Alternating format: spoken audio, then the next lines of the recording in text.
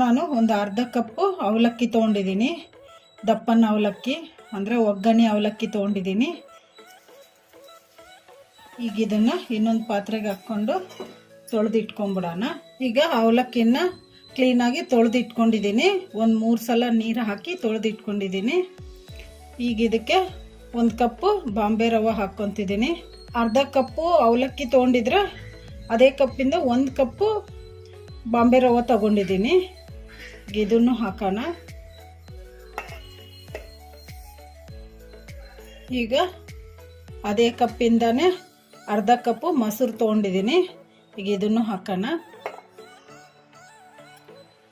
ಈಗ ಅದೇ ಕಪ್ಪಿಂದಾನೆ 1 ಕಪ್ ನೀರು ಹಾಕೋಣ.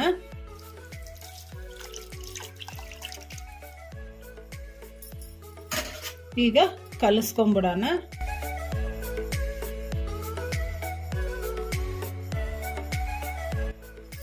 ಈಗ ಕಲಿಸ್ಕೊಂಬಿಟ್ಟಿವಲ್ಲ, ಈಗ ಇದಕ್ಕೆ ತಟ್ಟೆ ಮುಚ್ಚಿ ಒಂದು 10 ನಿಮಿಷ ಬಿಡೋಣ. ಈಗ 10 ನಿಮಿಷ ಆಗಿದೆ. ಈಗ ತಟ್ಟೆ ತೆಗೆದು ನೋಡೋಣ. ಕಲಿಸ್ಕೊಂಬಿಡೋಣ. ಈಗ ಅವಲಕ್ಕಿ ರವೆ ಎಲ್ಲ ನೆಂದ್ಬಿಟ್ಟಿದೆ. ಈಗ ಇದನ್ನ ಮಿಕ್ಸಿ ಮಾಡ್ಕೊಂಬಿಡೋಣ. ಈಗ ನಾನು ಒಂದು ಮಿಕ್ಸಿ ಜಾರ್ ತೊಗೊಂಡಿದ್ದೀನಿ. ಈಗ ಇದಕ್ಕೆ ಈ ಅವಲಕ್ಕಿನೂ ರವನ್ನು ಹಾಕ್ಬಿಡೋಣ. ಈಗ ಇದನ್ನ ಮಿಕ್ಸಿ ಮಾಡ್ಕೊಂಬಿಡೋಣ. ನಾವು ದೋಸೆ ಹಿಟ್ಟು ಹೆಂಗೆ ಮಿಕ್ಸಿ ಮಾಡ್ಕೊತೀವೋ ಅದೇ ಥರ ಇದನ್ನ ಮಿಕ್ಸಿ ಮಾಡ್ಕೊಂಬಿಡೋಣ. ಈಗ ನಾನು ಮಿಕ್ಸಿ ಮಾಡ್ಕೊಂಡಿದ್ದೀನಿ. ಈಗ ಇದನ್ನ ನೋಡೋಣ. ಈ ಥರ ದೋಸೆ ಹಿಟ್ಟಿನ ಅದಕ್ಕೆ ಮಿಕ್ಸಿ ಮಾಡ್ಕೋಬೇಕು. ನಿಮಗೆ ಬೇಕಂದ್ರೆ ಒಂದು ಸ್ವಲ್ಪ ನೀರು ಹಾಕಿ ಕೂಡ ಮಿಕ್ಸಿ ಮಾಡ್ಕೋಬೋದು. ಈಗ ಇದನ್ನ ಇನ್ನೊಂದು ಪಾತ್ರೆಗೆ ತಕ್ಕೊಂಬಿಡೋಣ. ಈಗ ಹಿಟ್ಟು ರೆಡಿಯಾಗಿದೆ ನೋಡಿ. ಈ ಥರ ಇರಬೇಕು. ದೋಸೆ ಹಿಟ್ಟು ಇರ್ತೈತಲ್ಲ, ದೋಸೆ ಹಿಟ್ಟಿನ ಅದಕ್ಕೆ ಮಿಕ್ಸಿ ಮಾಡಿ ಇಟ್ಕೋಬೇಕು. ಈಗ ಇದನ್ನ ಇನ್ನೊಂದು 5 ನಿಮಿಷ ತಟ್ಟೆ ಮುಚ್ಚಿ ಇಟ್ಬಿಡೋಣ.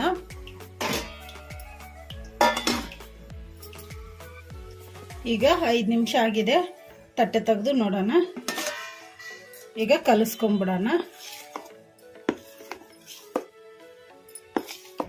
ಈಗ ಇದಕ್ಕೆ ಒಂದು ಅರ್ಧ ಸ್ಪೂನಷ್ಟು ಸೋಡಾ ಪುಡಿ ಹಾಕೋಣ. ಈಗ ರುಚಿಗೆ ಎಷ್ಟು ಬೇಕಷ್ಟು ಉಪ್ಪು ಹಾಕೋಣ. ಕಲಿಸ್ಕೊಂಬಿಡೋಣ.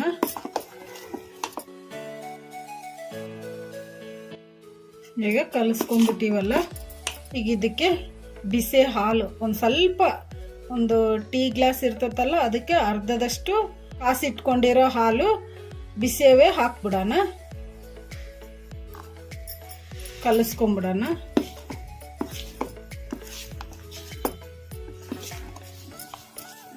ಕಲಿಸ್ಕೊಂಡ್ಬಿಟ್ಟಿವಲ್ಲ, ಇನ್ನೊಂದು ಸ್ವಲ್ಪ ನೀರು ಹಾಕೋಣ.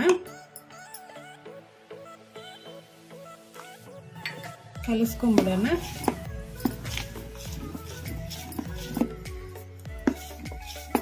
ಸಾಕು, ಇಷ್ಟಿದ್ರೆ ಈ ಥರ ಇರಬೇಕು ದೋಸೆ ಹಿಟ್ಟಿನ ಅದಕ್ಕೆ. ಈಗ ಇದನ್ನ ಒಂದು ಸೈಡಿಗೆ ಇಟ್ಕೊಂಡ್ಬಿಡೋಣ. ಈಗ ನಾನು ಸ್ಟವ್ ಆನ್ ಮಾಡ್ಕೊಂಡು ಒಂದು ದೋಸೆ ಹಂಚು ಇಟ್ಕೊಂಡಿದ್ದೀನಿ. ಈಗ ಹಂಚು ಬಿಸಿ ಆಗೋಕ್ಕೆ ಒಂದು 2 ನಿಮಿಷ ಬಿಡೋಣ. ಈಗ 2 ನಿಮಿಷ ಆಗಿದೆ. ಹಂಚು ಕೂಡ ಬಿಸಿಯಾಗಿದೆ. ಈಗ ಇದಕ್ಕೆ ಒಂದು ಸ್ವಲ್ಪ ಎಣ್ಣೆ ಹಾಕೋಣ. 1 ಸ್ಪೂನ್ ಅಷ್ಟು ಸ್ಪ್ರೆಡ್ ಮಾಡ್ಕೊಂಡ್ಬಿಡೋಣ.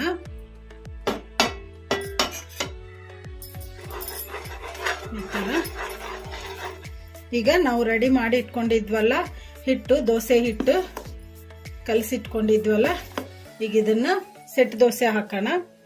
ಈಗ ಹಾಕೋಣ ಹಿಟ್ಟು. ಒಂದು 2 ಚೌಟ ಅಷ್ಟು ಹಾಕೋಣ. ಸಾಕು, ಸಣ್ಣ ಸಣ್ಣವು ಹಾಕ್ಬೇಕಲ್ಲ ಸೆಟ್ ದೋಸೆ, ಅದಕ್ಕೆ ಇಷ್ಟೇ ಸಾಕು. ಇದನ್ನು ಮೀಡಿಯಮ್ ಫ್ಲೇಮಲ್ಲೇ ಫ್ರೈ ಮಾಡ್ಕೊಂಬಿಡೋಣ. ಈಗ ಇದಕ್ಕೆ ತಟ್ಟೆ ಮುಚ್ಚಿಬಿಡೋಣ. ಈಗ ತಟ್ಟೆ ತೆಗೆದು ನೋಡೋಣ. ಈಗ ಇದಕ್ಕೆ ಒಂದು ಸ್ವಲ್ಪ ಎಣ್ಣೆ ಹಾಕೋಣ ಮೇಲೆ. ಈಗ ಟರ್ನ್ ಮಾಡ್ಕೊಂಬಿಡೋಣ.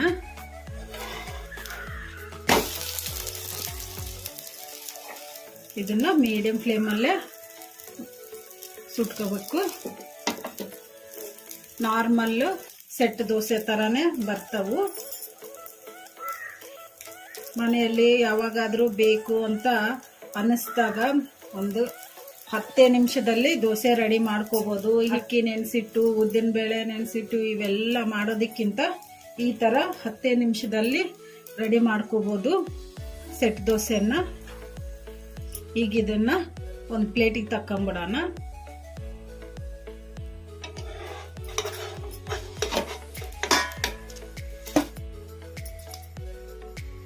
ನೋಡಿ ಎಷ್ಟು ಚೆನ್ನಾಗಿ ಬಂದಿದ್ದಾವೆ.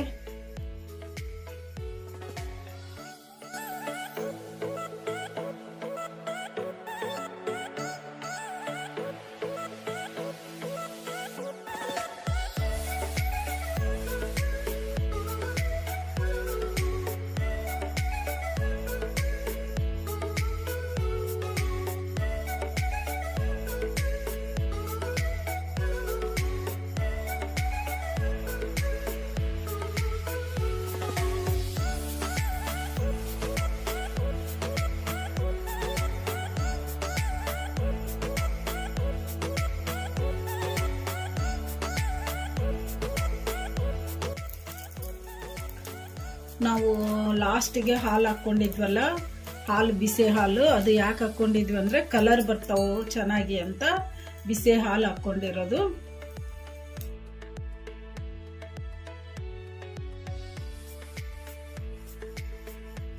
ಈಗ ರೆಡಿಯಾಗಿದ್ದಾವೆ ಸೆಟ್ ದೋಸೆ. ಈಗ ಇದನ್ನು ಸರ್ವ್ ಮಾಡ್ಕೊಂಬಿಡೋಣ.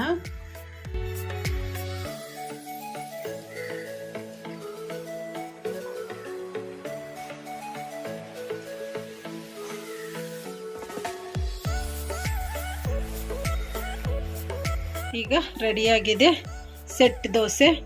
ಈಗ ಇದನ್ನು ಚಟ್ನಿ ಜೊತೆಗೆ ತಿಂದರೆ ತುಂಬ ಟೇಸ್ಟಿಯಾಗಿರುತ್ತೆ. ನೀವು ಟ್ರೈ ಮಾಡಿ ಮನೆಯಲ್ಲಿ.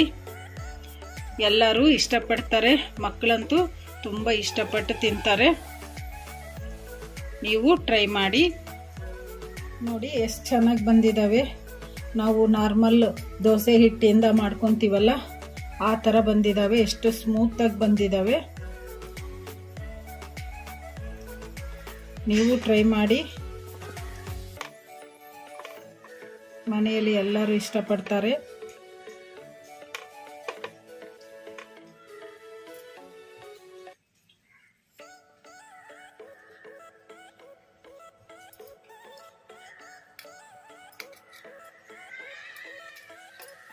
ಈ ವಿಡಿಯೋ ನಿಮಗೆ ಇಷ್ಟ ಆದರೆ ನನ್ನ ಚಾನಲನ್ನು ಸಬ್ಸ್ಕ್ರೈಬ್ ಮಾಡಿ, ಲೈಕ್ ಮಾಡಿ, ಶೇರ್ ಮಾಡಿ, ಕಮೆಂಟ್ ಮಾಡಿ. ಸಬ್ಸ್ಕ್ರೈಬ್ ಬಟನ್ ಪಕ್ಕ ಬೆಲ್ ಬಟನ್ ಇರುತ್ತೆ, ಅದನ್ನು ಪ್ರೆಸ್ ಮಾಡಿ. ನಾನು ಯಾವುದೇ ಒಂದು ಹೊಸ ವಿಡಿಯೋ ಮಾಡಿದರೂ ನಿಮಗೆ ನೋಟಿಫಿಕೇಷನ್ ಬರುತ್ತೆ. Thank you for watching.